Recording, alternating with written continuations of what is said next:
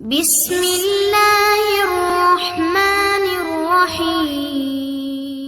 পরিবেশনায় ও পরিচালনায় দিক দিগন্ত।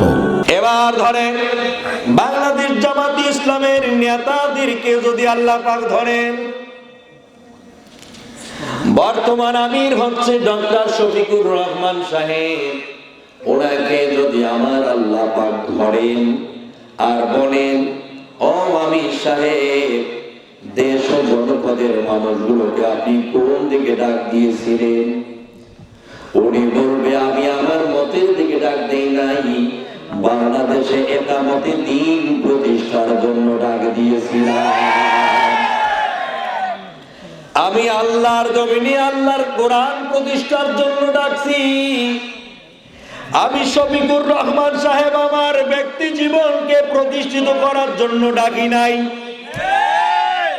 জামাতি ইসলামকে কায়েম করার জন্য ডাকি নাই, জামাতকে রাষ্ট্রীয় ক্ষমতায় আনার জন্য ডাক দেই নাই।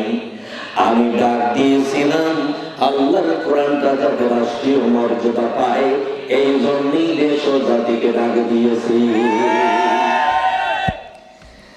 জামাতি ইসলাম যদি দেশের ক্ষমতায় না আসে, বাংলাদেশের মসনদে যদি না বসে, কোনো আপত্তি নাই।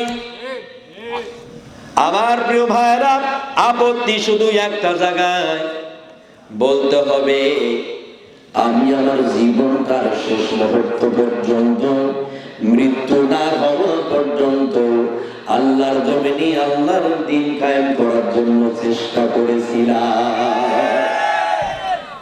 কথা কি বুঝতে পেরেছেন আমার প্রিয় ভাইয়েরা?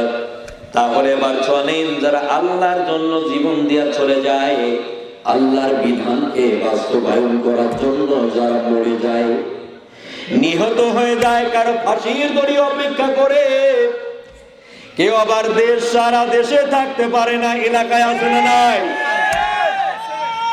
আমার প্রিয় ভাইরা, এরকম মানুষ বগুড়ায় আছে, প্রতিটি ঘরে ঘরে দেখলে পাওয়া যাবে।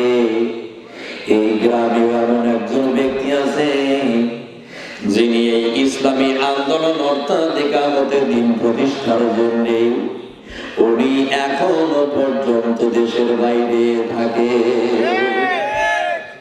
আমার প্রিয় ভাইরা, চিন্তা করেছেন?